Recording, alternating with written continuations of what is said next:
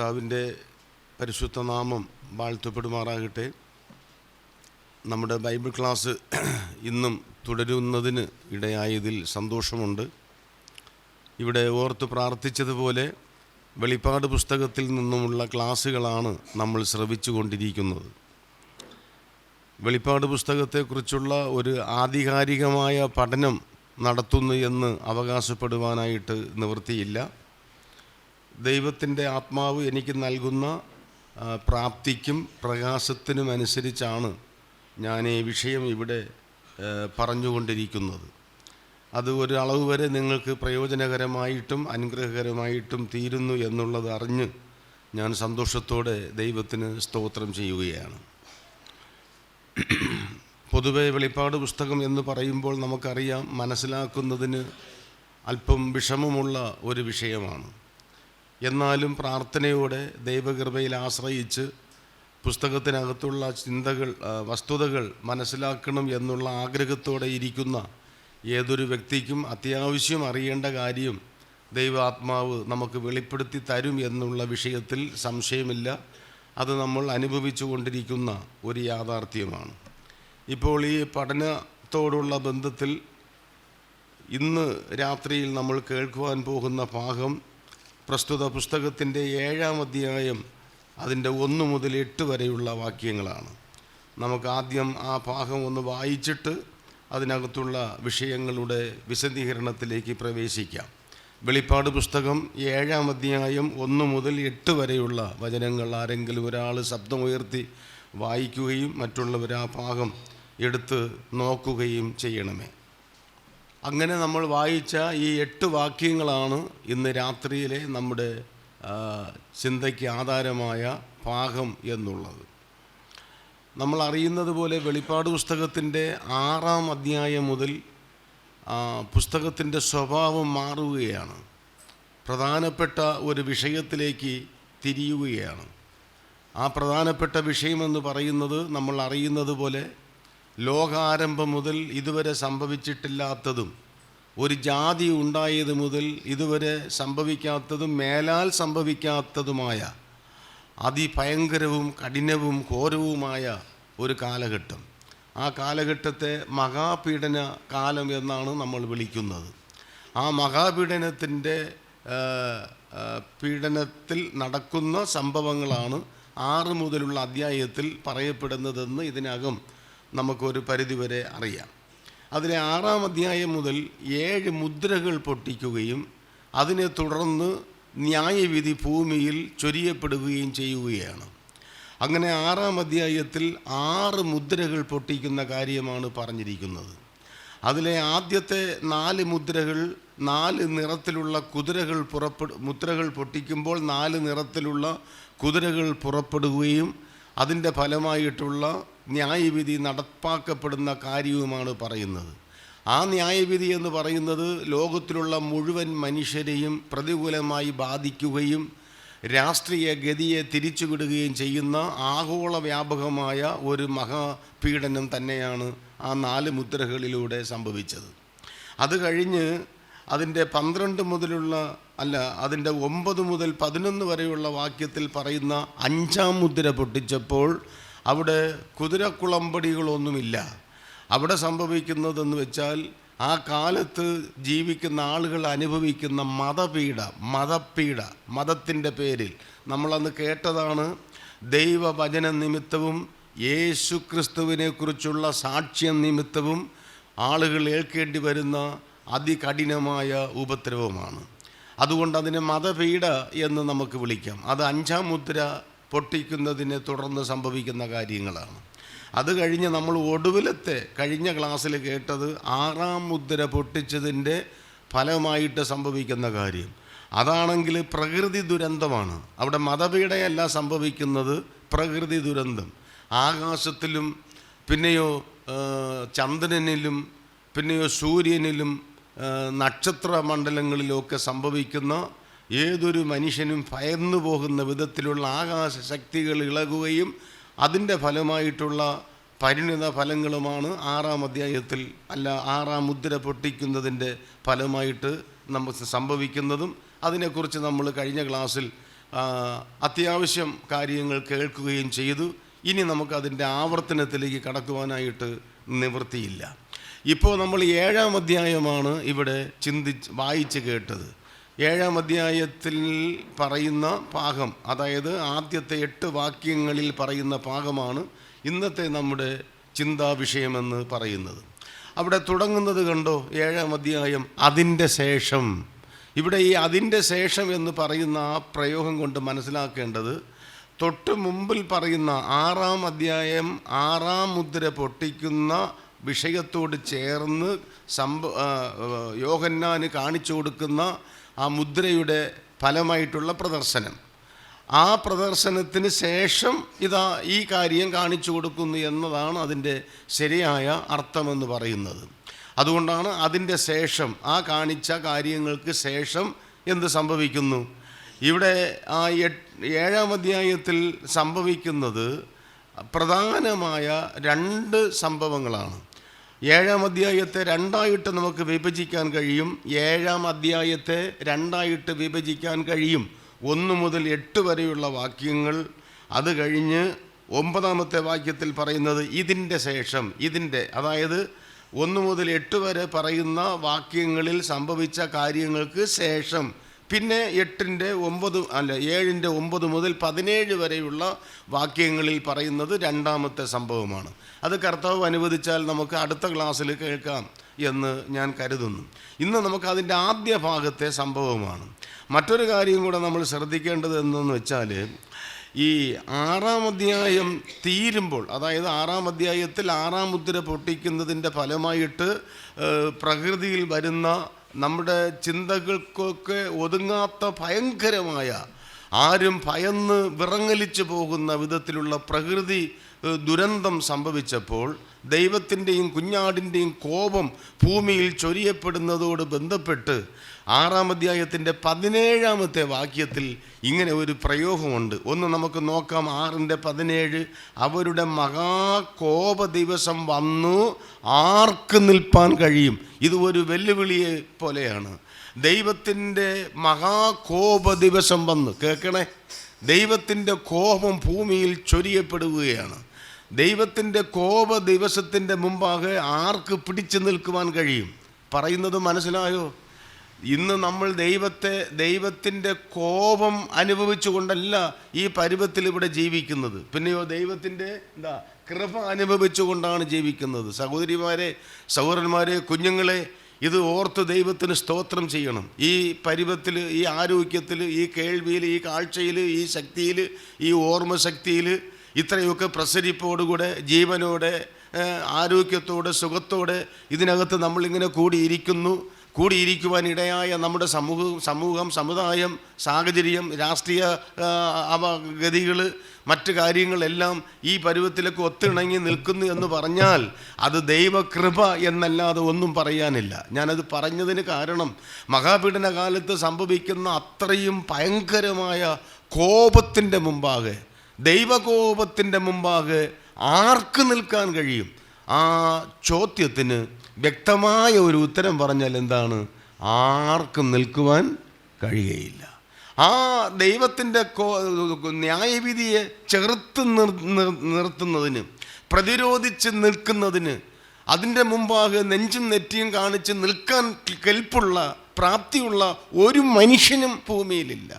ആർക്കും നിൽക്കാൻ പറ്റുകയില്ല. പിന്നെ ആരെങ്കിലും നിൽക്കുന്നുവെങ്കിൽ അത് അവരോടുള്ള ദൈവകൃപ. അപ്പോൾ മഹാപീഡന കാലത്തെ ദൈവത്തിൻ്റെ കോപം തോരാത്ത മഴ പോലെ ഭൂമിയിൽ ചൊരിയപ്പെടുമ്പോഴും 7-ാം അധ്യായത്തിലെ സംഭവം എന്നാന്ന് വെച്ചാൽ, ആ കോപത്തിൻ്റെ സമയത്തും ന്യായവിധിയെ അതിജീവിച്ചുകൊണ്ട് നിൽക്കാൻ ദൈവം ചിലരെ എഴുന്നേൽപ്പിക്കുന്നു. ആ സമയത്തും ദൈവം ചിലർക്ക് അതിനുള്ള പ്രാപ്തി കൊടുക്കുന്നു, അവരെ വേർതിരിക്കുന്നു എന്നുള്ളതാണ്. അതുകൊണ്ട് ദൈവത്തിൻ്റെ കോപത്തിൻ്റെ മുമ്പാകെ നിൽക്കാൻ കഴിയില്ല. നമ്മൾ തകർന്നു പോകും, ഇല്ലാതെയായി പോകും എന്നുള്ളത് സത്യമാണ്. എന്നാൽ അങ്ങനെ പോകാതെ നിൽക്കുന്നുവെങ്കിൽ അത് നമ്മോടുള്ള ദൈവത്തിൻ്റെ കൃപ എന്ന് മാത്രമേ പറയാനുള്ളൂ. 130-ാം സങ്കീർത്തനത്തിൽ ഇപ്രകാരം ഒരു വാക്യമുണ്ട്, നമുക്ക് വായിക്കാം. 130-ാം സങ്കീർത്തനം അതിൻ്റെ 3-ാമത്തെ വാക്യം നോക്കിക്കേ. യഹോവേ, ഓ സ്തോത്രം. നീ അകൃത്യങ്ങളെ ഓർമ്മ വെച്ചാൽ 6 നിലനിൽക്കും. അകൃത്യം ഓർമ്മ വെച്ചാൽ, കേൾക്കണം, നമ്മുടെയൊക്കെ അതിക്രമങ്ങളും അകൃത്യങ്ങളും ഓർമ്മ വെച്ച് അതിൻ്റെ പേരിൽ ദൈവം ന്യായം വിധിച്ചാൽ, നീ അകൃത്യം ഓർമ്മ വെച്ചാൽ ആര് നിൽക്കും? അതുകൊണ്ടല്ലയോ നമ്മൾ പാടുന്നത്, നീ അകൃത്യം ഓർമ്മ വെച്ചാൽ ആരു നിൽക്കും ദേവാ ദേവാ. നീ അകൃത്യം ഓർമ്മ വെച്ചാൽ ആരു നിൽക്കും ദേവാ ദേവാ. നിന്നെ ഭയം നീടും പടി മോചനം നിൻ പക്കലുണ്ട്. നിന്നെ ഭയം നീടും പടി മോചനം നിൻ പക്കലുണ്ട്. അർത്ഥവത്തായ വരികൾ. അപ്പോൾ ആർക്കും നിൽക്കാൻ കഴിയില്ല, ദൈവത്തിൻ്റെ കൃപയാൽ മാത്രമേ നമുക്ക് നിൽക്കാൻ കഴിയൂ. ഈ ആശയത്തിലേക്ക് വെളിച്ചം വീശുന്ന വേറെ ഒരു വാക്യം കൂടെ നമുക്ക് നോക്കാം. ഹബക്കൂക്കിൻ്റെ പ്രവചനം.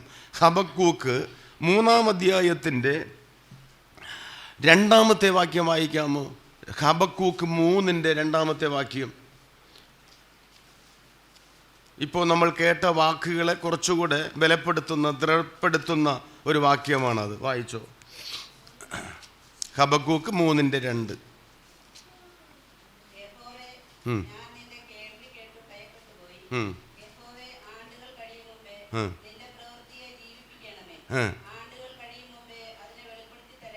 അടുത്ത വരി നോക്കിക്കോ. ക്രോധത്തിങ്കൽ, അത് ഇങ്ങനെ പറയാം, ക്രോധത്തിങ്കൽ കരുണ ചൊരിയണമേ എന്ന് പറഞ്ഞാൽ, കർത്താവെ നീ ക്രോധം നടപ്പാക്കുമ്പോൾ അത് അക്ഷരീയമായിട്ട് അങ്ങനെ ചെയ്തു കഴിഞ്ഞാൽ എല്ലാം നിലംപരിശാകും, കരിഞ്ഞു പോകും, തകർന്നു പോകും, വിലാസമില്ലാതെയായി തീരും, ഭസ്മമാകും. ക്രോധത്തിങ്കൽ നീ എന്തോർക്കണമേ? കരുണ ഓർക്കണമേ. ക്രോധം നടപ്പാക്കുമ്പോഴും നീ കരുണ ചെയ്യണമേ എന്നുള്ളതാണ് ആ പ്രാർത്ഥനയുടെ ഉള്ളടക്കം എന്ന് പറയുന്നത്. അത് അതുപോലെ സംഭവിക്കുന്ന ഒരു കാര്യമാണ് ഇപ്പോൾ നമ്മൾ വായിച്ച 7-ാം അധ്യായത്തിലും സംഭവിക്കുന്നത്. ദൈവത്തിൻ്റെ ന്യായവിധി ചൊരിയപ്പെടുന്ന ആ കഠോരമായ സമയത്തും ദൈവം കൃപ കാണിച്ചതുകൊണ്ട് ഇതാ ചില ശേഷിപ്പുകൾ നിൽക്കുന്നു എന്നാണ്.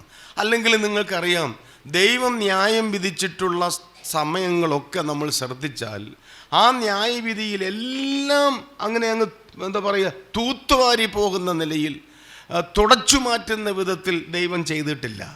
അപ്പോഴെല്ലാം ദൈവത്തിന് വേണ്ടി ഒരു കൂട്ടത്തെ വേർതിരിച്ച് നിർത്തിയിട്ടുണ്ടെന്നുള്ളത് ദൈവത്തിൻ്റെ കരുണാകടാക്ഷം, അവിടുത്തെ കൃപയുടെ മഹാസമുദ്രം എന്ന് പറയാനേ ഉള്ളൂ. 1-2 സംഭവങ്ങൾ പറയാൻ ആഗ്രഹിക്കുന്നു. ഒന്ന്, നോഹയുടെ കാലത്തെ ന്യായവിധി. നമുക്കറിയാം, കാരണമൊന്നും ഞാൻ പറയാതെ നോഹയുടെ കാലത്തിൻ്റെ ജലപ്രളയം എന്ന് പറയുമ്പോൾ എന്തുകൊണ്ടാണെന്നുള്ളത് നിങ്ങൾക്ക് പറഞ്ഞു തരേണ്ട കാര്യമില്ല. ആ പ്രളയം വരുമ്പോഴും മുഴുവൻ ആളുകളും പ്രളയത്തിൽപ്പെട്ട് മുങ്ങിച്ചത്തില്ലല്ലോ. അപ്പോഴും എന്ത് ചെയ്യപ്പെട്ടു? ഒരു ചെറിയ ശേഷിപ്പിനെ ദൈവം എന്ത് ചെയ്തു? വേർതിരിച്ചു. അത് സ്തോത്രത്തോടെ ഓർക്കേണ്ട ഒരു കാര്യമാണ്. അത് കഴിഞ്ഞ് നിങ്ങൾക്കറിയാം, സോദോം ഗൊമോറയെ തീ വെച്ച് നശിപ്പിക്കുന്ന വേളയിലും മൊത്തം ചാമ്പലായി പോയില്ല. അവിടെയും ദൈവം എന്ത് ചെയ്തു? ഈ നോഹയുടെ കാര്യം പറഞ്ഞതുപോലെ ഒരു ചെറിയ ശേഷിപ്പിനെ ദൈവം മാറ്റിയില്ലേ? അതൊക്കെയാ ദൈവത്തിൻ്റെ കരുതലെന്ന് പറയുന്നത്. അത് കഴിഞ്ഞിട്ട് നിങ്ങൾക്കറിയാം, മിസ്രൈമിലെ ബാധ, ഒന്നിന് പുറകെ ഒന്നായിട്ട് 10 ബാധ അവിടെ അയച്ചു. ആദ്യജാതന്മാരുടെ സംഹാരം നടത്തി. അവിടെയും ഭയങ്കരമായ ന്യായവിധിയുടെ കഠോര ഖഡ്ഗം അവിടെ വീഴുകയാണ്. അപ്പോഴും അതിൽ തകർന്നു പോകാതെ ദൈവം തൻ്റെ ജനത്തെ സൂക്ഷിച്ച് ഭദ്രമായി അവിടെ നിന്ന് എന്ത് ചെയ്യുന്നു? വേർതിരിച്ചു കൊണ്ടുവരികയാണ്. മറ്റൊരു സംഭവം പറയാം. എരിഹോ നശിപ്പിക്കപ്പെടുന്നു. എരിഹോയുടെ മതിലെല്ലാം ഇടിഞ്ഞ് എരിഹോ കോട്ട തകർക്കപ്പെടുന്ന സമയത്തും അവിടെയും ഒരു റാഹാബ് എന്ന് പറയുന്ന ഒരു സ്ത്രീയെ അതിനകത്ത് പെട്ടുപോകാതെ ദൈവകൃപയുടെ സംരക്ഷണ വലയത്തിനകത്ത് ഒതുക്കി നിർത്തി ദൈവം മാറ്റിയെടുക്കുന്ന ഒരു മഹനീയമായ ഒരു കാഴ്ച അവിടെ നമുക്ക് കാണാനായിട്ട് കഴിയും. ഇതുപോലെ അങ്ങ് വേദപുസ്തകം നമ്മൾ ശ്രദ്ധിച്ചാൽ ഒരു ശേഷിപ്പ് എവിടെയും ദൈവം തനിക്ക് വേണ്ടി സൂക്ഷിക്കുന്നു എന്നുള്ളത് ഓർത്ത് സ്തോത്രം ചെയ്യുവാൻ മതിയായ കാര്യമാണ്. അതുപോലെ ഇതാ ഇവിടെ മഹാപീഡനമെന്ന് പറയുന്ന ദൈവത്തിൻ്റെ ന്യായവിധി അഗ്നിമഴ പോലെ ഭൂമിയിൽ ചൊരിയപ്പെടുമ്പോഴും 7-ാം അധ്യായത്തിൽ നമ്മൾ കാണുന്നത് യഹൂദന്മാരുടെ ഇടയിൽ നിന്നും ഒരു കൂട്ടത്തെ വേർതിരിക്കുന്നു, പിന്നെ വിജാതീയരായ ആളുകളിൽ നിന്നും മറ്റൊരു കൂട്ടത്തെ വേർതിരിക്കുന്നു. അത് അടുത്ത ക്ലാസ്സിൽ നമ്മൾ കേൾക്കും. അപ്പോൾ അങ്ങനെയുള്ള വേർതിരിക്കപ്പെടുന്ന ഒരു സംഭവമാണ്, അതായത് മഹാപീഡന കാലത്ത് അതിൻ്റെ ന്യായവിധിയുടെ വാളാൽ വെട്ടേറ്റ് നശിച്ചു പോകാതെ അതിനിടയിൽ നിന്ന് ദൈവം ഇങ്ങനെ കോരിയെടുക്കുന്ന, മാറ്റി നിർത്തുന്ന, വേർതിരിച്ച് മാറ്റിയെടുക്കുന്ന ഒരു കൂട്ടം. ആ കൂട്ടത്തെക്കുറിച്ചാണ് എവിടെ പറയുന്നത്? വെളിപ്പാട് പുസ്തകത്തിൻ്റെ 7-ാം അധ്യായത്തിൽ. മനസ്സിലായോ? അങ്ങനെ ആ 7-ാം അധ്യായം ഒരു ഇടവേളയുടെ അധ്യായമാണ്. എന്തുവാ ഇടവേള എന്ന് പറയുന്നത്? നിങ്ങൾക്കറിയാമല്ലോ, 6-ാം അധ്യായത്തിൽ നമ്മൾ വായിച്ചത് 6 മുദ്രകൾ പൊട്ടിക്കുന്ന കാര്യമാണ്. ആ മുദ്രകൾ പൊട്ടിക്കുമ്പോഴൊക്കെ നിങ്ങൾക്ക് അറിയാം, അതിൻ്റെ 1-ാം മുദ്ര പൊട്ടിച്ചു, അതിൻ്റെ തുടർച്ചയായിട്ട് 2-ാം മുദ്ര പൊട്ടിച്ചു, അതിൻ്റെ തുടർച്ചയായിട്ട് 3-ാം മുദ്ര പൊട്ടിച്ചു, അങ്ങനെ ഒന്നിൻ്റെ പുറകെ ഒന്നായിട്ട് 6 മുദ്രകൾ ക്രമത്തിൽ പൊട്ടിച്ചു. പക്ഷേ 6-ാം മുദ്ര പൊട്ടിച്ച ശേഷം ആ ക്രമത്തിൽ എന്ത് പൊട്ടിക്കുന്നില്ല? 7-ാം മുദ്ര പൊട്ടിക്കുന്നില്ല. ഈ 6-ാം മുദ്ര പൊട്ടിച്ചതും 6-ാം മുദ്രയുടെ പരിണത ഫലങ്ങളെല്ലാം 6-ാം അധ്യായത്തിൻ്റെ 17-ാം വാക്യത്തോടുകൂടെ പറഞ്ഞ് തീർത്തിട്ട് സ്വാഭാവികമായും അതിൻ്റെ ക്രമത്തിൽ 7-ാം അധ്യായം തുടങ്ങുമ്പോൾ എങ്ങനെ വരണം? എന്തു വരണം? 7-ാം മുദ്ര പൊട്ടിക്കണം. അതാണ് അതിൻ്റെ രീതി. പക്ഷേ 7-ാം അധ്യായം 17 വാക്യങ്ങളിലും അത് പൊട്ടിക്കുന്നില്ല. എന്നിട്ട് എവിടെയാണ് പൊട്ടിക്കുന്നത്? 8-ാം അധ്യായം 1-ാം വാക്യം നോക്കിക്കേ. അവൻ 7-ാം മുദ്ര എന്ത് ചെയ്തു? പൊട്ടിച്ചു. അപ്പോൾ കണ്ടോ? അപ്പോൾ 6-ാം അധ്യായത്തിൽ 6-ാം മുദ്ര പൊട്ടിച്ചിട്ട് 7-ാം അധ്യായത്തിൽ ആ മുദ്ര പൊട്ടിക്കലിൻ്റെ കാര്യമൊന്നും പറയാതെ ഒരു ഗ്യാപ്പ് പീരീഡ് കാണാം, അല്ലെങ്കിൽ ഒരു ഇടവേള കാണാം. ഇടവേളയ്ക്ക് ശേഷം പിന്നെയും സംഭവം തുടരുന്നു. 7-ാം മുദ്ര പൊട്ടിക്കുന്നത് 8-ാം അധ്യായത്തിലാണ്. മനസ്സിലായോ ഞാനിപ്പോൾ പറഞ്ഞത്? മനസ്സിലായി. അപ്പോൾ 6-ാം അധ്യായത്തിനും 8-ാം അധ്യായത്തിന് ഇടയ്ക്കുള്ള 7-ാം അധ്യായം എന്ന് പറയുന്നത് ഒരു ഇടവേളയുടെ സംഭവമാണ്. ആ ഇടവേള സമയത്താണ് ദൈവം മഹാപീഡന കാലത്തു തന്നെ തനിക്കായിട്ട് ചില ആളുകളെ എന്ത് ചെയ്യുന്നു? വേർതിരിക്കുന്നു. ഇനി ആ വേർതിരിക്കുന്ന രീതി, ആരാണ് വേർതിരിക്കപ്പെടുന്നത്, എങ്ങനെയാണ് ദൈവം വേർതിരിച്ചത്, എന്തുകൊണ്ട് വേർതിരിക്കുന്നു എന്നൊക്കെയുള്ള കാര്യങ്ങൾ ഇനി നമുക്ക് കേൾക്കാം. ഇനി നമുക്ക് 7-ാം അധ്യായം 1-ാം വാക്യത്തിലേക്ക് പോകാമല്ലോ. അപ്പോൾ ഇതുവരെയുള്ള കാര്യങ്ങളിലൂടെ ഏതാണ്ടൊരു രൂപം നമ്മുടെ മനസ്സിൽ പതിഞ്ഞു എന്ന് ഞാൻ കരുതുന്നു. അപ്പോൾ അതിൻ്റെ ശേഷം ഭൂമിമേലും കടലിന്മേലും യാതൊരു വൃക്ഷത്തിന്മേലും കാറ്റ് ഊതാതിരിക്കേണ്ടതിന് 4 ദൂതന്മാർ ഭൂമിയിലെ 4 കാറ്റും പിടിച്ചുകൊണ്ട് ഭൂമിയുടെ 4 കോണിൽ നിൽക്കുന്നത് ഞാൻ കണ്ടു. ഈ 1-ാം വാക്യത്തിൽ ഒരു രസകരമായ ഒരു കാര്യം, ഒരു 4 എന്ന സംഖ്യയുടെ ആവർത്തനം കാണാം. 4 4 4. അതിനൊരു പ്രത്യേക അർത്ഥം കണ്ടെത്തി എന്തെങ്കിലും പറയാൻ വേണ്ടി ഞാൻ അത് പറഞ്ഞതല്ല. എന്താ 4? ഒന്ന് 4 ദൂതന്മാർ, പിന്നെ 4 കാറ്റ്, പിന്നെ 4 ദിക്ക് എന്നൊക്കെ പറയുന്നില്ല, 4 കോൺ എന്നൊക്കെ പറയുന്നു. അപ്പോൾ ഒരു 4കളുടെ ആവർത്തനം അവിടെ കാണാം.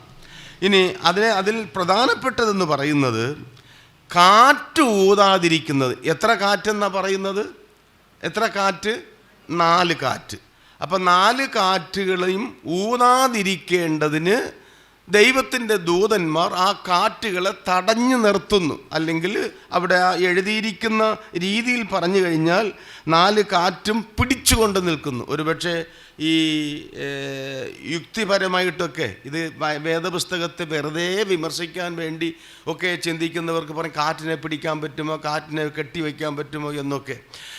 ഞാൻ പറയട്ടെ, ഭൂമിയിലുള്ള ഏതൊരു പ്രകൃതി ശക്തിയെയും കെട്ടാനും നിശ്ചലമാക്കാനും നിയന്ത്രിക്കാനും പ്രവർത്തനക്ഷമതമാക്കാനും ആർക്ക് കഴിയും? അതാണ്, അത്രയും മാത്രം ചിന്തിച്ചാൽ മതി. ഇതൊക്കെ നമ്മൾ മാനുഷിക ബുദ്ധിയിൽ ചിന്തിക്കേണ്ട. കാറ്റിനെ നമുക്ക് കെട്ടി നിർത്താൻ ഒക്കത്തില്ല. നമുക്കറിയാമല്ലോ, ഭൂമിയിലെ പൊടിയെ എവിടെ കൊള്ളിക്കുന്നവനാണ് ദൈവം? നാഴിയിൽ കൊള്ളിക്കുന്നവനാണ്.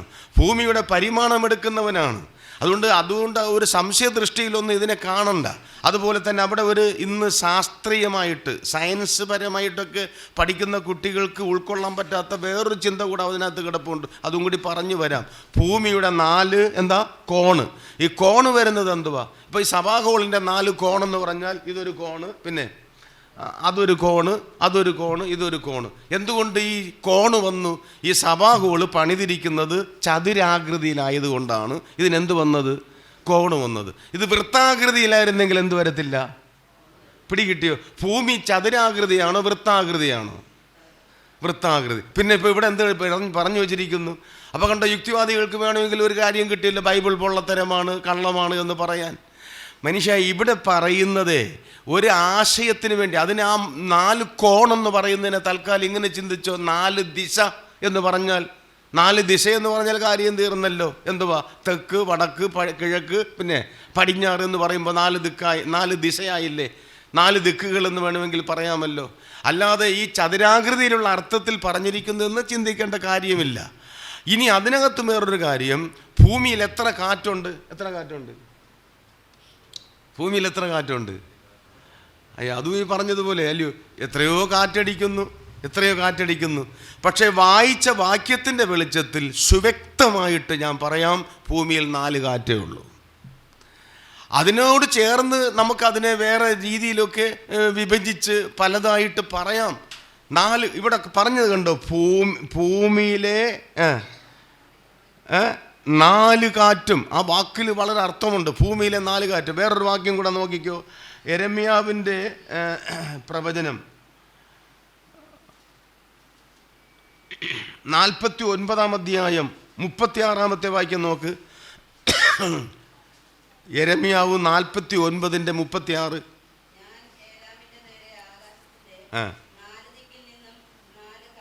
കണ്ടോ, 4 ദിക്കിൽ നിന്നും 4 കാറ്റ്. ഇത് പലയിടത്തും ആവർത്തിക്കപ്പെടുന്ന ഒരു പ്രയോഗമാണ്. തൽക്കാലം ഈ 2 വാക്യങ്ങളും മതി. അവിടെ യെരമ്യാവിലും ഇവിടെ വെളിപ്പാട് പുസ്തകത്തിലും 4 കാറ്റ് എന്ന് പറഞ്ഞിരിക്കുന്നത്. ഇനി കാറ്റിനെ സംബന്ധിച്ച് 1-2 കാര്യങ്ങൾ കൂടി ചേർത്ത് പറയാം. കാറ്റ് ദൈവത്താൽ സൃഷ്ടിക്കപ്പെട്ടതാണ്. ആമോസിൻ്റെ പ്രവചനം അതിൻ്റെ 4-ാം അധ്യായത്തിൻ്റെ 13-ാം വാക്യം നോക്ക്. ആമോസ് 4:13 വാക്യം. പർവ്വതങ്ങളെ നിർമ്മിക്കുകയും, കണ്ടോ, സ്തോത്രം, കാറ്റിനെ സൃഷ്ടിച്ചു. അപ്പോൾ ഒരു കാര്യം മനസ്സിലാക്കിക്കോ, കാറ്റ് ദൈവത്തിൻ്റെ സൃഷ്ടിയാണ്. കാറ്റിനെ സൃഷ്ടിച്ചതാണ്. ആര് സൃഷ്ടിച്ചു? ദൈവം സൃഷ്ടിച്ചു കാറ്റിനെ. അത് കഴിഞ്ഞിട്ട് കാറ്റിനെ നിയന്ത്രിക്കുന്നത് ആരെന്നും കൂടി പറയുന്നുണ്ട്. സദൃശവാക്യങ്ങൾ 30-ാമത്തെ വാക്യം നോക്ക്. സദൃശവാക്യങ്ങൾ 30-ാമത്തെ വാക്യം.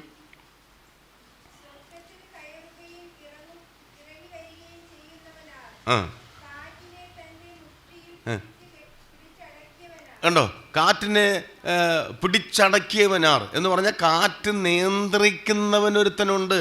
അപ്പോൾ ദൈവം കാറ്റിനെ സൃഷ്ടിച്ചു, ദൈവം കാറ്റിനെ നിയന്ത്രിക്കുന്നു. എന്തൊക്കെ കാറ്റുകളാണ് വേദപുസ്തകത്തിൽ? ഇവിടെ 4 കാറ്റെന്ന് പറയുന്നതിന് തിരുവെഴുത്തിൽ പറയുന്നുണ്ട് ദിശാനാമത്തോട് ചേർത്ത്. കേട്ടോ, ദിശാനാമത്തോട് ചേർത്ത് കാറ്റിനെ വേദപുസ്തകത്തിൽ പറഞ്ഞിട്ടുണ്ട്. നോക്കാം നമുക്ക്. 1 ഉത്തമഗീതം 4-ാം അധ്യായം 16-ാമത്തെ വാക്യം. ഉത്തമഗീതം 4-ാം അധ്യായം 16-ാമത്തെ വാക്യം. വടക്കൻ കാറ്റ്, അതാണ് വടതിക്കാറ്റ്. വടതിക്കാറ്റ്, ഈ കാറ്റിന് ഒരു തണുപ്പാണ്. ഇത് വടതിക്കാറ്റ് തണുപ്പിൻ്റെ കാറ്റ്. തോട്ടത്തിൽ ഊതുക എന്ന് പറഞ്ഞു വരുന്നതിൻ്റെ ഉള്ളിലെ ഒരു ആശയം ഈ കാറ്റിൻ്റെ ഒരു പ്രത്യേകതയാണ്. അതൊരു ഊഷ്മളമാകുന്ന, കുളിർമ നൽകുന്ന ഒരു തണുപ്പൻ കാറ്റ്. ഈ കാറ്റിൻ്റെ പുറകെ മഴ ഉണ്ടാകുമെന്നാണ് പറയുന്നത്. സദൃശവാക്യങ്ങൾ 25-23-ാമത്തെ വാക്യം നോക്ക്. സദൃശവാക്യങ്ങൾ 25-23-ാമത്തെ വാക്യം.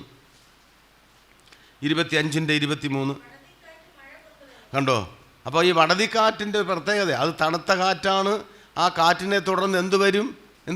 നമ്മൾ പറയുമല്ലോ, അയ്യോ നന്നായിട്ട് കാറ്റടിക്കുന്നു, എന്തും കൂടെ പെയ്യാൻ സാധ്യതയുണ്ട്, മഴ പെയ്യാൻ സാധ്യതയുണ്ട്. അപ്പോൾ വടതിക്കാറ്റായ തണുത്ത കാറ്റ് മഴ കൊണ്ടുവരുന്നു എന്നുള്ളത് ഈ വാക്യങ്ങളിൽ വ്യക്തമാണ്. 2-ാമത്തെ കാറ്റ് പുറപ്പാട് പുസ്തകം 14-21-ാമത്തെ വാക്യം. പുറപ്പാട് 14-21-ാമത്തെ വാക്യം.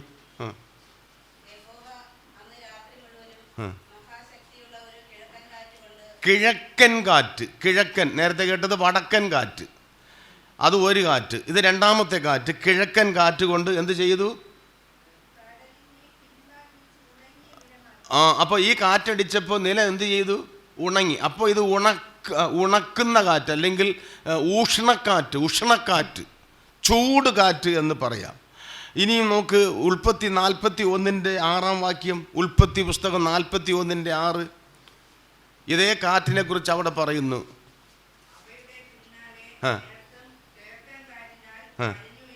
കണ്ടോ, കിഴക്കൻ കാറ്റിനാൽ എന്ത് ചെയ്തു പോയി?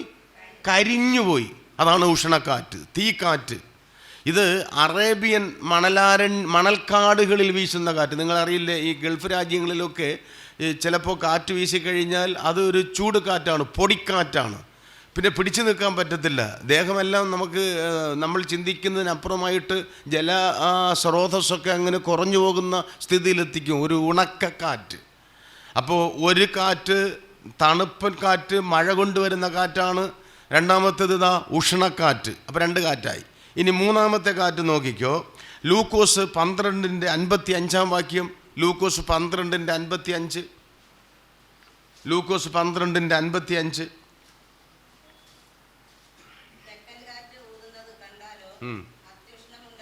ഇത് തെക്കൻ കാറ്റ്. നേരത്തെ പറഞ്ഞതുപോലെ തന്നെ ചൂട് കൂട്ടുന്ന ഒരു കാറ്റാണ് തെക്കൻ കാറ്റ്. അപ്പോൾ വടതിക്കാറ്റ്, അല്ലെങ്കിൽ വടക്കൻ കാറ്റ്, കിഴക്കൻ കാറ്റ്, തെക്കൻ കാറ്റ്. ഇനി ഒന്നുകൂടെ നോക്ക്, പുറപ്പാട് 10:19. പുറപ്പാട് 10:19. ഇതിന് യഥാർത്ഥത്തിൽ മഴക്കാറ്റ് എന്നാണ് പറയുന്നത്. പുറപ്പാട് 10:19 വാക്യം നോക്ക്.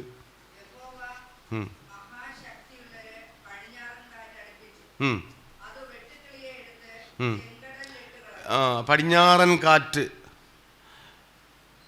ഇങ്ങനെ 4 കാറ്റുകൾ. ഇനി ശ്രദ്ധിച്ചോ, ഈ 4 കാറ്റുകളും ഊതാതിരിക്കേണ്ടതിന്. അപ്പോൾ കാറ്റടിക്കുന്നതിലൂടെ അതിൻ്റെ നന്മയാകട്ടെ അല്ലെങ്കിൽ തിന്മയാകട്ടെ, അനുകൂലമാകട്ടെ പ്രതികൂലമാകട്ടെ, അതൊക്കെ പ്രകൃതിയിൽ സംഭവിക്കുന്നതിൻ്റെ പിമ്പിൽ ദൈവത്തിൻ്റെ കൈ മറക്കാൻ പറ്റുന്നതല്ല. അപ്പോൾ ഈ മഹാപീഡന കാലത്ത് കാറ്റ് ഊതി കടലിന്മേലും കരയുടെ മേലും വൃക്ഷങ്ങളുടെ മേലും കേടുവരാതിരിക്കേണ്ടതിനായിട്ട് അവയെ തടഞ്ഞു നിർത്താനായി ദൂതന്മാരോട് കൽപ്പിക്കുന്നു. അല്ലെങ്കിൽ കാറ്റിന്മേൽ ഈ ദൂതന്മാർക്ക് അധികാരമുണ്ട്. കാറ്റിന്മേൽ അധികാരമുണ്ട്. അവരെ ദൈവം തടഞ്ഞു വച്ചിരിക്കുക. ഇനി വെളിപ്പാട് പുസ്തകത്തിൽ തന്നെ കാറ്റിന്മേൽ അധികാരം മാത്രമല്ല, അതിൻ്റെ 14:18 വായിച്ച്. വെളിപ്പാട് പുസ്തകം 14:18 വാക്യം. വെളിപ്പാട് 14:18. തീയുടെ മേൽ അധികാരമുള്ള.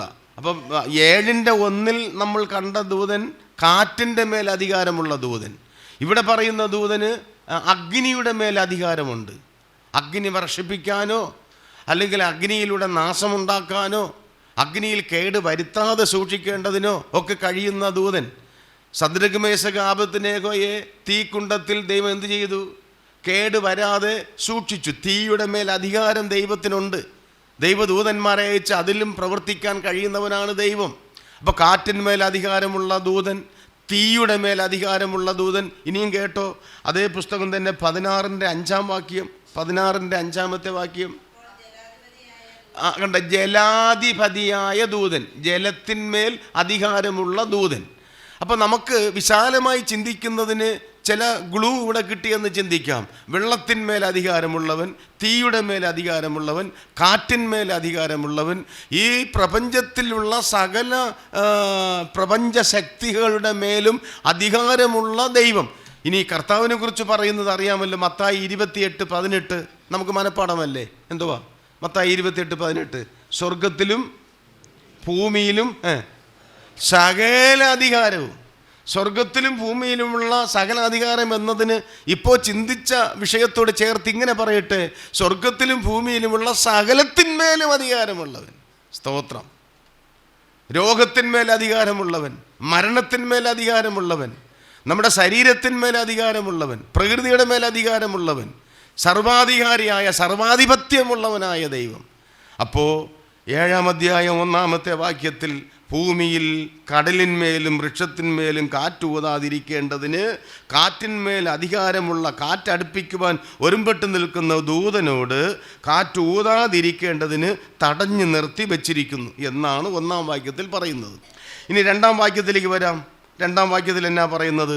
മറ്റൊരു ദൂതൻ, ഈ പറഞ്ഞ ദൂതന്മാർക്ക് പുറമെ ഈ 4 പേരിൽ പെടാത്ത വേറെ ഒരു ദൂതൻ, അതാണ് മറ്റൊരു ദൂതൻ, ജീവനുള്ള ദൈവത്തിൻ്റെ മുദ്രയുമായി കിഴക്ക് നിന്ന് കയറുന്നതും കണ്ടു.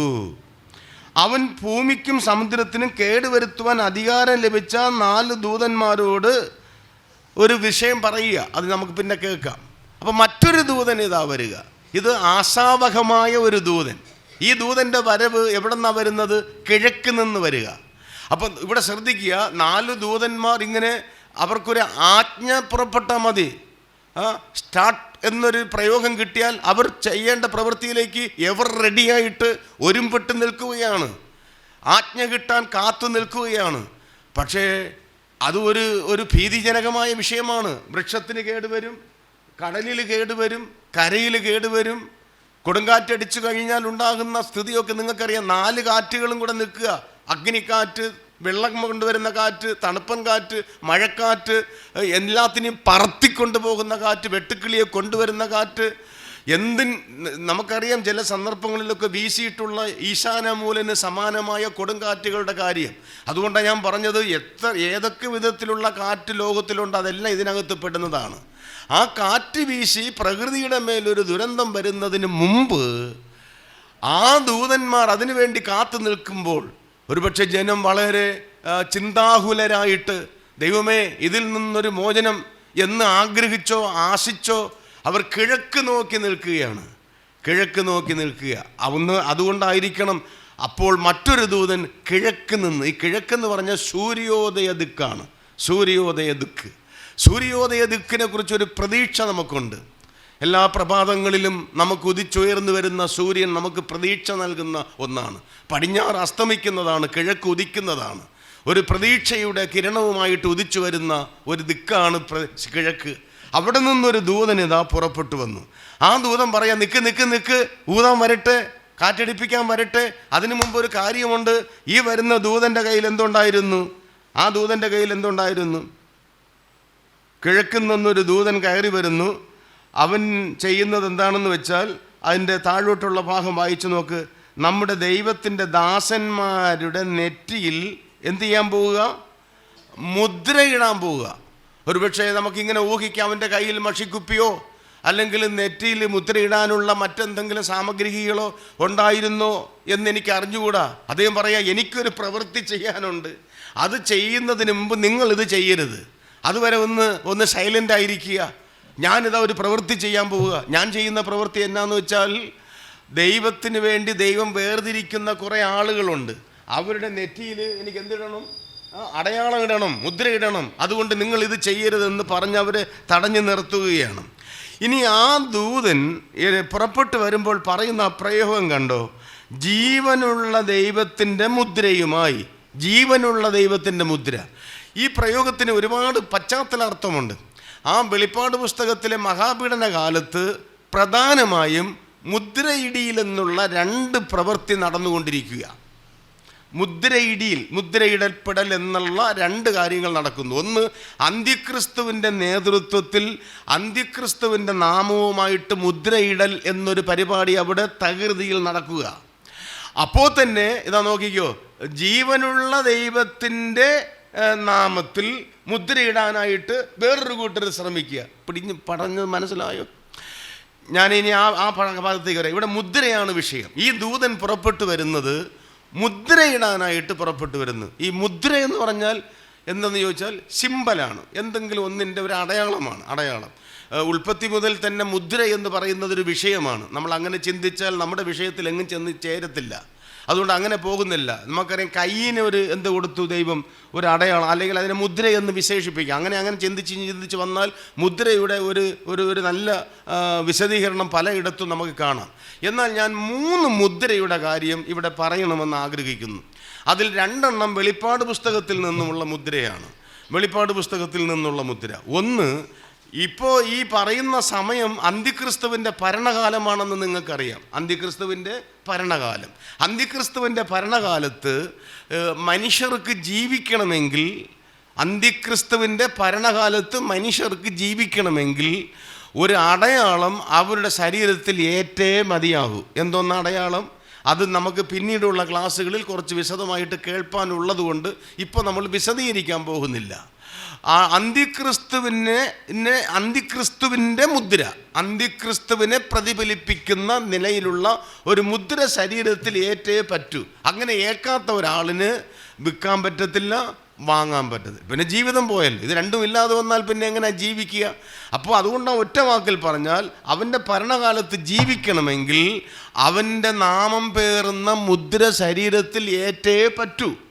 അത് അവൻ്റെ ആളുകൾക്ക് അവൻ ഇട്ടുകൊണ്ടിരിക്കുക. കേട്ടോ? അപ്പോൾ അങ്ങനെ അന്തിക്രിസ്തുവിൻ്റെ മുദ്ര ഏൽപ്പിക്കുന്ന ഒരു കാലം. അപ്പോഴാണ് ഇതാ നോക്കിക്ക്, സ്വർഗത്തിൽ നിന്ന് ഒരു ദൂതൻ പുറപ്പെട്ടു വന്നിട്ട് പറയുകയാണ്, നിനക്ക് ഞാനും മുദ്രയിടാൻ വേണ്ടി വന്നിരിക്കുക. ഞാൻ മുദ്രയിടുന്നത് എവിടെയാ നോക്കിക്കോ. അതിൻ്റെ 3-ാം വാക്യം 7:3, നമ്മുടെ ദൈവത്തിൻ്റെ ദാസന്മാരുടെ എവിടെയാണ് ഇടുന്നേ? നെറ്റിയിൽ. അന്തിക്രിസ്തുവിൻ്റെ മുദ്ര പിന്നെ നമുക്ക് കേൾക്കുമ്പോൾ അറിയാം അതൊക്കെ ഏതൊക്കെ വിധത്തിൽ ഇനി സംഭവിക്കാൻ പോകുന്നു എന്നുള്ളത്. അതിൻ്റെ ഏതാണ്ടൊക്കെ സൂചനകളും അതിൻ്റെ സാമ്പിളുകളൊക്കെ ഇപ്പോൾ തന്നെ ഇവിടെ നിലവിൽ വന്നുകൊണ്ടിരിക്കുക. അതൊന്നും ഇപ്പം നമ്മൾ പറഞ്ഞങ്ങോട്ട് തുടങ്ങിയാൽ എങ്ങും ചെന്നെത്താൻ പറ്റാത്തത് കൊണ്ട് ഞാനത് വിടുന്നു. ഒരു കാര്യം ഉറപ്പാണ്, അന്തിക്രിസ്തു അവൻ്റെ ഭരണകാലത്ത് ആളുകൾക്ക് മുദ്ര കൊടുക്കുന്നു.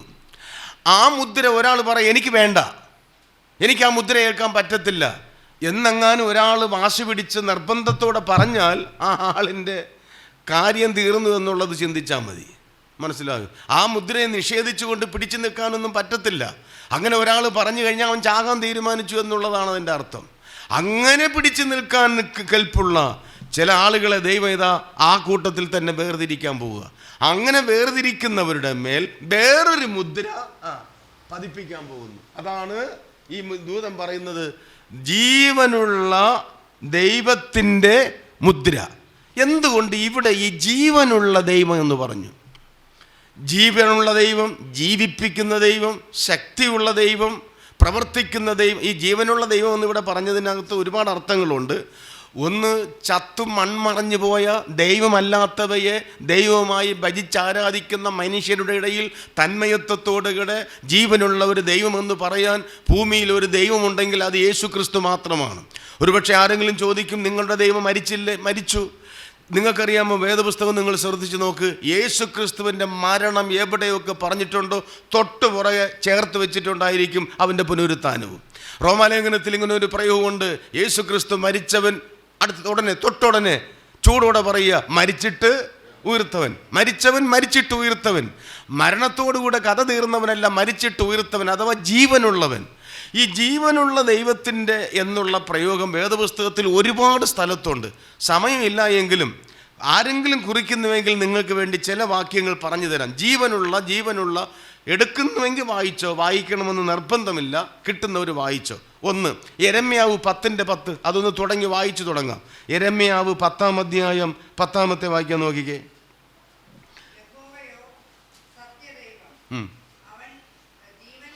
കണ്ടോ? അതാണ്, അങ്ങനെയാണ്. അവൻ ജീവനുള്ള സത്യദൈവമാണ്, അവൻ ജീവനുള്ള ദൈവം. ഇനി അതേ പുസ്തകം 23:36, 23:36,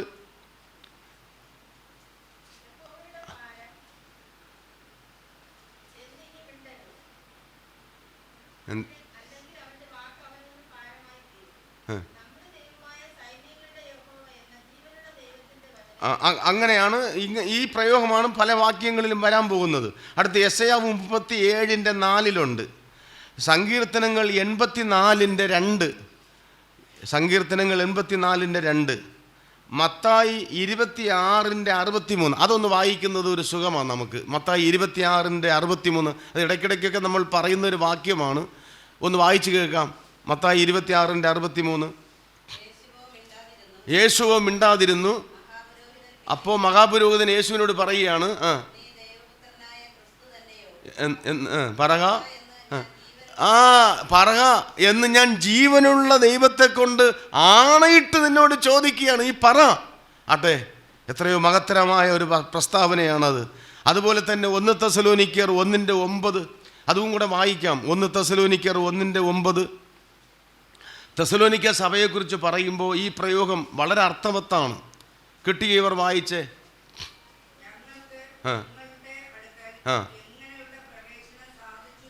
എന്നും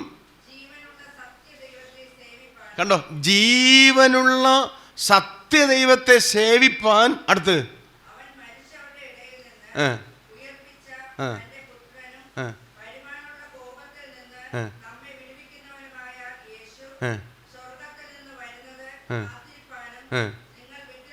കണ്ടോ, ഇവിടെ ഈ വിഗ്രഹങ്ങളെ വിട്ടു എന്ന ആ വാക്യത്തിൻ്റെ ഒടുവില പറയുന്നത്.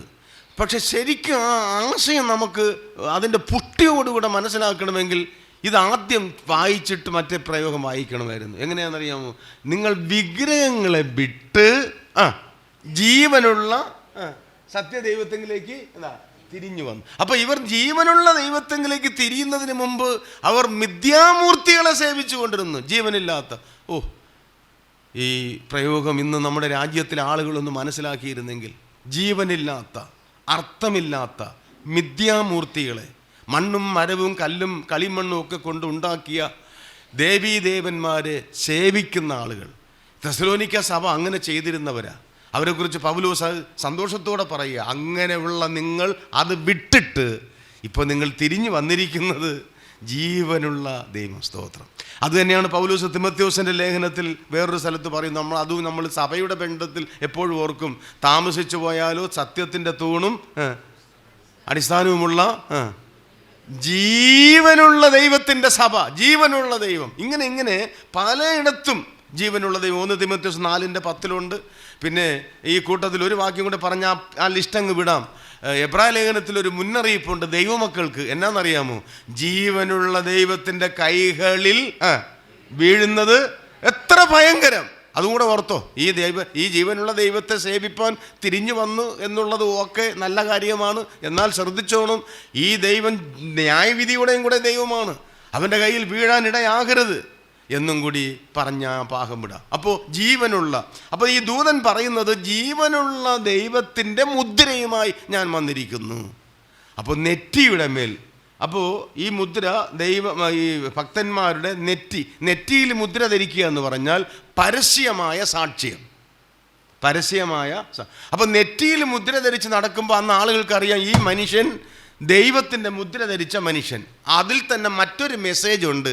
ഇവൻ ദൈവത്തിൻ്റെ മുദ്ര ധരിക്കുന്നതോടൊപ്പം അന്ന് നിലവിലുള്ള ഭരണാധികാരിയായ അന്നത്തെ ആൾ ദൈവമായ അന്തിക്രിസ്തുവിനെ ഇവൻ എന്ത് ചെയ്യുന്നു? പിടികിട്ടിയോ? ഇവൻ ജീവനുള്ള ദൈവത്തിൻ്റെ മുദ്ര നെറ്റിയിലേക്കുമ്പോൾ അതിലൂടെ പറയാതെ വാചാലമായി പറയുന്നു, ഞാൻ അന്തിക്രിസ്തുവിൻ്റെ ആളല്ല. അപ്പോൾ തന്നെ പറയാം, ഞാൻ ജീവനുള്ള ദൈവത്തിൻ്റെ ആളാണ്, ഞാൻ ജീവനുള്ള ദൈവത്തെ സേവിക്കുക. കണ്ടോ, സിമ്പിൾ അതാണ്. നെറ്റിയിന്മേൽ ആ അടയാളം അവന് കൊടുക്കുകയാണ്. ഇനി നമ്മളല്ല ആ മുദ്ര ഏൽക്കുന്നവർ. അത് പിന്നെ ഞാൻ പറയാം, വരുന്നുണ്ട്. ഇന്ന് നമുക്കൊരു മുദ്രയുണ്ട്. ഇപ്പോൾ ഈ അന്തിക്രിസ്തുവിൻ്റെ കാലത്ത് അന്തിക്രിസ്തുവിൻ്റെ ആളുകൾക്ക് അന്തിക്രിസ്തു കൊടുക്കുന്ന മുദ്ര ഒന്ന്, ആ കാലഘട്ടത്തിൽ തന്നെ ദൈവം തനിക്കായി വേർതിരിക്കുന്ന ഭക്തന്മാരുടെ നെറ്റിയിൽ ചാർത്തപ്പെടുന്ന മറ്റൊരു മുദ്ര. ഇത് രണ്ടും വെളിപ്പാട് പുസ്തകത്തിൽ നടക്കുക, ഒന്നിനോടുള്ള സംഘട്ടനം പോലെ നടക്കുക. എന്നാൽ ദൈവജനമായ നമുക്ക് ഇപ്പോൾ തന്നെ നിലവിലൊരു മുദ്രയുണ്ട്. എനിക്ക് ആ മുദ്രയുണ്ട്, നിങ്ങളെല്ലാവർക്കും ഉണ്ടെന്ന് ഞാൻ കരുതുന്നു. ഇല്ലാത്തവരാരെങ്കിലും ഉണ്ടെങ്കിൽ അവർക്ക് വേണ്ടി പറയാം, നിങ്ങൾ രക്ഷിക്കപ്പെടണം. രക്ഷിക്കപ്പെട്ടാൽ ആ മാത്രയിൽ തന്നെ ദൈവത്തിൻ്റെ ആത്മാവ് നിങ്ങൾക്ക് ആ മുദ്ര തരും. അതെന്താണ്? എബേസ്യ ലേഖനം 1:14. എബേസ്യർക്ക് എഴുതിയ ലേഖനം 1:14 വാക്യം നോക്കി. ഇന്ന് ഈ ഹോളിനകത്ത് കൂടിയിരിക്കുന്ന നിങ്ങളിൽ ഏതെങ്കിലും ഒരാൾ ഇതുവരെ ഞാൻ ഈ മുദ്ര ഏറ്റിട്ടില്ല, ഞാൻ ഈ ഒരു അനുഗ്രഹത്തിന് ആളായി തീർന്നിട്ടില്ല എന്നൊരു നഷ്ടബോധം തോന്നുന്നുവെങ്കിൽ ഇതാ കേട്ടോളൂ, വായിച്ചു. സ്വന്തം ജനത്തിൻ്റെ വീണ്ടെടുപ്പിന് വേണ്ടി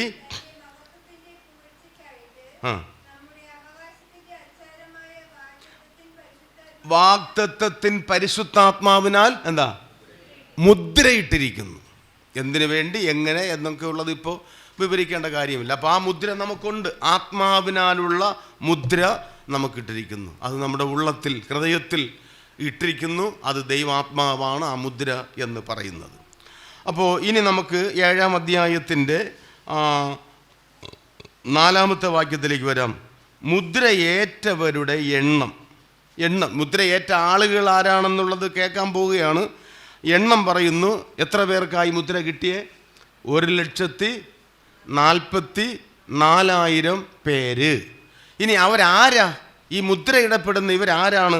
അത് 5-ാം വാക്യത്തിൽ പറയുന്നു. മുദ്രയേറ്റവരുടെ എണ്ണവും ഞാൻ കേട്ടു. അവർ ഇസ്രായേൽ മക്കളുടെ, കേട്ടോണം, ഇസ്രായേൽ മക്കളുടെ സകല ഗോത്രത്തിലും നിന്ന് മുദ്രയേറ്റവർ. അപ്പോൾ വളരെ ഖണ്ഡിതമായിട്ടും യാതൊരു കുഞ്ഞിനും മനസ്സിലാകുന്ന വിധത്തിൽ സ്പഷ്ടമായിട്ടും പറയുന്നുണ്ട് അതാരല്ല, അതാരാണ് എന്ന്. ആരല്ല എന്ന് ചോദിച്ചാൽ ഞാനോ നിങ്ങളോ അല്ല, സമാനമായി ഇന്ന് ലോകത്തിൽ ജീവിക്കുന്ന ആരുമല്ല എന്ന് പറഞ്ഞാൽ മനസ്സിലായോ? ഞാൻ അതെടുത്ത് പറയാൻ കാരണം, യഹോവ സാക്ഷികൾ എന്ന് പറഞ്ഞ ഒരു കൂട്ടരുണ്ട്. അവരവകാശപ്പെടുന്നത് ഈ 1,44,000 പേര് അവരാണെന്നാണ്. പിന്നെ എനിക്ക് പേര് പറയാൻ മടിയുള്ളത് കൊണ്ട് പറയുന്നില്ല.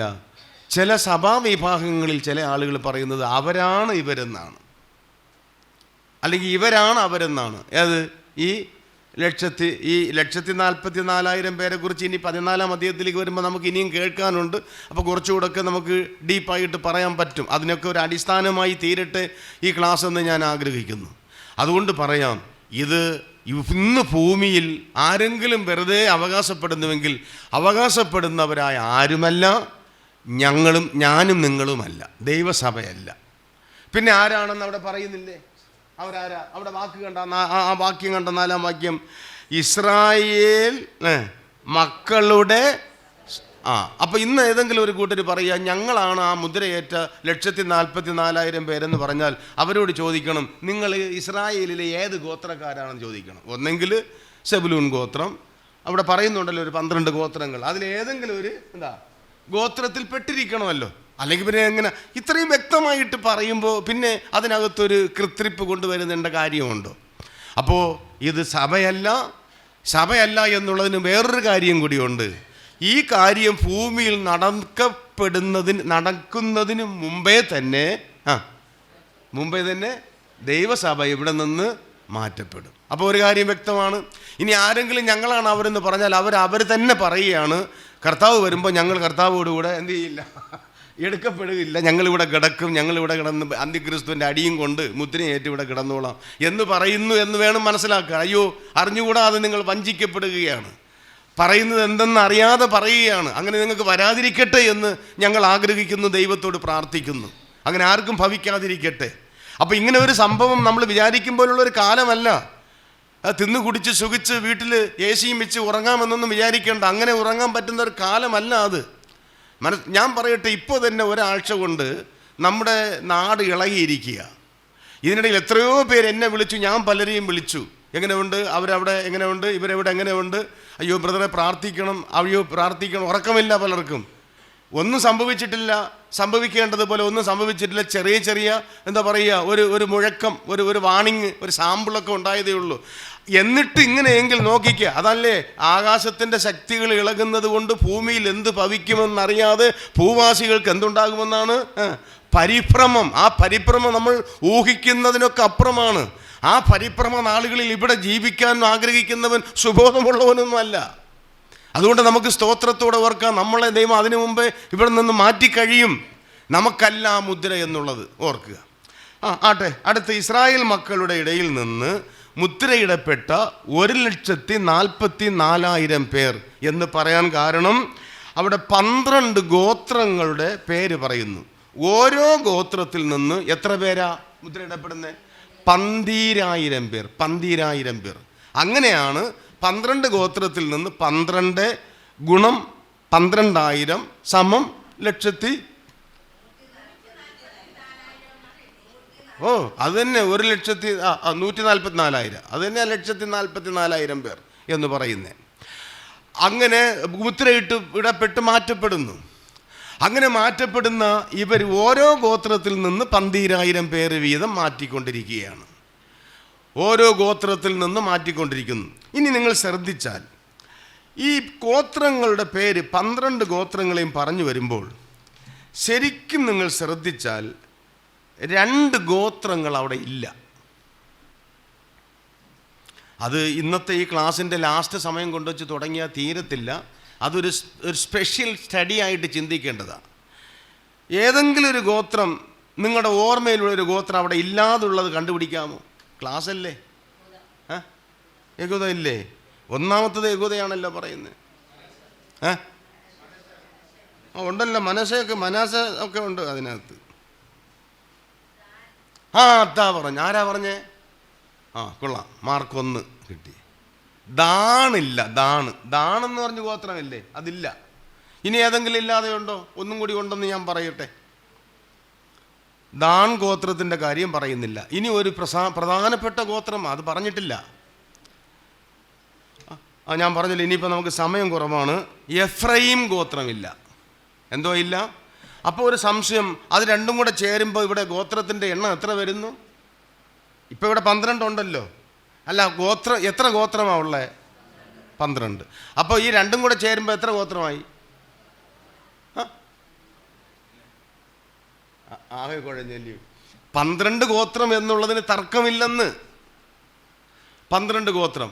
പക്ഷേ 2 എണ്ണം ഇല്ലെന്നും പറഞ്ഞു. അപ്പോൾ ഇതും കൂടെ വരുമ്പോൾ അങ്ങനെയെങ്കിൽ എത്രയാകുന്നു ഇവിടെ? 14 വരാൻ പാടില്ലല്ലോ. അതാണ് ഞാൻ പറഞ്ഞത്. അതൊരു പ്രത്യേക പഠനമാണ്. ദൈവം എണ്ണുന്ന സ്ഥലങ്ങളിലെല്ലാം ചിലരെ വിട്ടെങ്കിൽ അതിന് കാരണമുണ്ട്. അവിടെയും 12 ഉള്ളൂ. ഇനി ഇവരെ വേറെ സ്ഥലത്ത് എണ്ണുമ്പോൾ ഈ പറഞ്ഞ 2 പേരും ചേർക്കപ്പെടും. പക്ഷെ ഈ പറഞ്ഞിരിക്കുന്നതിൽ 2 എണ്ണം കാണത്തുമില്ല. എന്താ ഈ പറഞ്ഞിരിക്കുന്നതിൽ 2 എണ്ണം കാണാതാകുന്നത്? ഒന്ന് ലേവി ആയിരിക്കും. ലേവിയെ ചിലയിടങ്ങളിൽ കൂട്ടാറില്ല. എന്താ കാര്യമെന്നറിയാമോ? ലേവി ഗോത്രത്തെ ദൈവം പൗരോഹിത്വ ശുശ്രൂഷയ്ക്ക് വേണ്ടി മാറ്റിയത് കൊണ്ട് ഗോത്രങ്ങളുടെ കൂട്ടത്തിൽ അവരെ എണ്ണാറില്ല. അപ്പോൾ ഇവിടെ ലേവിയെ ഇവിടെ ചേർത്തപ്പോൾ ഒരാളിനെ തള്ളി. ആരെ തള്ളി? ദാണിനെ തള്ളി എന്ന് വെച്ചോ. പക്ഷെ വേറൊരാളിനെ കയറ്റി. പല സ്ഥലങ്ങളിലും നിങ്ങൾ ഗോത്രങ്ങളുടെ പേരെണ്ണി വരുമ്പോൾ യോസേഫിനെ കാണത്തില്ല. യോസേഫിനെ കാണുകയില്ല. യോസേഫിനെ കാണാതെ വരുന്നത് എന്താണെന്നറിയാമോ? യോസേഫിന് പകരം ദൈവം യോസേഫിൽ നിന്ന് ജനിച്ച 2 പിള്ളേരെ അങ്ങ് എടുത്തു. പിടി കിട്ടിയോ? അതാണ്. അപ്പോൾ അവരെ ചേർക്കുമ്പോൾ ദൈവം യോസേഫിനെ ചേർക്കാറില്ല. അപ്പോൾ ദൈവത്തിന് തെറ്റുപറ്റത്തില്ല. ദൈവം ഗോത്രങ്ങളുടെ പേര് പറയുന്നിടത്തെല്ലാം 12 കാണൂ, 13 കാണത്തില്ല. അപ്പോൾ അതിന് ദൈവത്തിനൊരു കാര്യമുണ്ട്, എവിടെ എപ്പോൾ ചേർത്തില്ല എന്നുള്ളതിന്. ഇനി നമ്മൾ ശ്രദ്ധിച്ചാൽ സഹസ്രാബ്ദ വാഴ്ചയുടെ കാര്യം പറഞ്ഞു വരുമ്പോൾ അവിടെ ഈ 12 ഈ തള്ളപ്പെട്ട 2 പേരും അവിടെ ഉൾപ്പെടുത്തപ്പെടുന്നുണ്ട്. അപ്പോൾ ഇവിടെ ഈ സമയത്ത് ഇവർ 2 പേരും ഇല്ലാത്തതിന് കാരണം എന്തെന്നുള്ളത് ഒരു വിഷയം. അത് ചുരുക്കി അങ്ങ് പറയാം. ഇവിടെ കാരണമായിട്ട് നമുക്ക് വേദപുസ്തകത്തിൽ നിന്ന് മനസ്സിലാകുന്നത്, വിശദീകരിക്കാതെ പറയാം, ഈ 2 ഗോത്രങ്ങളും ദാൻ എഫ്രൈം ഈ 2 പേരും ദൈവം ഭൂമിയിൽ ഏറ്റവും കൂടുതൽ വെറുക്കുന്നതും ശിക്ഷിക്കുന്നതുമായ ഒരു കൊടിയ പാപത്തിൻ്റെ വിളനിലമായി തീർന്നവരാണ് ഈ 2 ഗോത്രക്കാരും. അതെന്താണെന്ന് വെച്ചാൽ വിഗ്രഹാരാധന. എന്തോന്ന്? വിഗ്രഹാരാധന. അതിൻ്റെ ഉസ്താദുമാരാണ് ഈ 2 ആളുകളും. അവരുടെ സ്ഥലം തന്നെ അതിനു വേണ്ടി വേർതിരിച്ചു കൊടുത്തു. ഒരുപാട് സംഭവങ്ങളുണ്ട് അതോട് ബന്ധപ്പെടുത്തി പറയാനായിട്ട്. ദാനിനെക്കുറിച്ച് അനുഗ്രഹിച്ച് പറയുമ്പോൾ തന്നെ പറയുന്നൊരു കാര്യമുണ്ട്. ദാൻ വഴിയിലൊരു പാമ്പ് മനസ്സിലാക്കുക. മക്കളെക്കുറിച്ച് പറഞ്ഞു വരുന്ന സമയത്ത് യാക്കോബ് ഇവനെക്കുറിച്ച് പറയുന്നു, ഇവൻ വഴിയിലൊരു പാമ്പ്, അവൻ പതിയിരിക്കുന്ന സർപ്പമാണ്.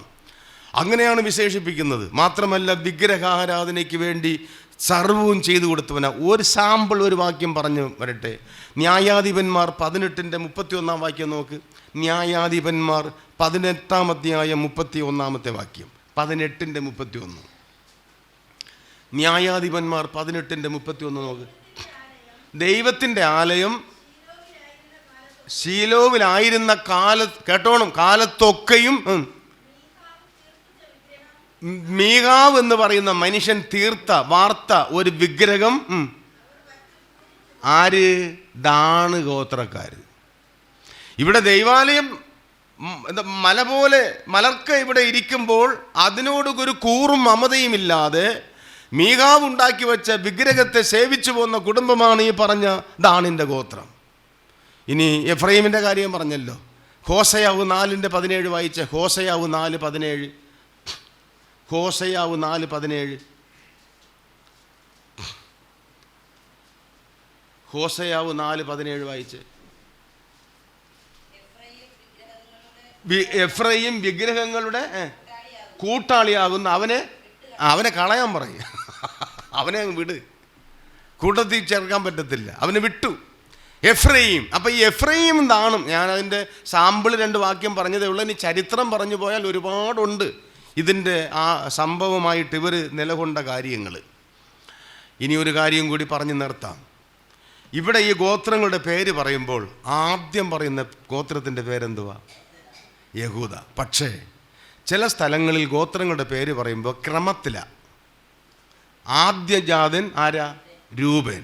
ഉൽപ്പത്തിയിൽ പറയുമ്പോൾ രൂപൻ്റെ കാര്യം ആദ്യം പറയുന്നു. വെളിപ്പാടിൽ പറയുമ്പോൾ രൂപൻ്റെ കാര്യമല്ല പറയുന്നത്, അത് 2ാം സ്ഥാനത്ത് വന്നു. 1ാം സ്ഥാനത്ത് ആര് വന്നു? അതിൻ്റെ കാരണം എന്താണെന്നറിയാമോ? ഈ ഗോത്രത്തിലാണ് ആര് ജനിച്ചേ? യേശു ജനിച്ചത് യഹൂദ ഗോത്രത്തിലാണ്. ഒരിക്കലും ദൈവം അതിനെ 2ാം സ്ഥാനത്തോ 3ാം സ്ഥാനത്തോ തള്ളത്തില്ല. യഹൂദ ഗോത്രം ഇപ്പം മുമ്പേ വന്നു. ഞാൻ പറയട്ടെ, ഒരു ആത്മീയ ചിന്ത പറയാം. നമ്മൾ ആരും മുന്നേ കൊണ്ടുവരണ്ട, ആരും കളയട്ടെ, പുറകെ കിടക്കട്ടെ.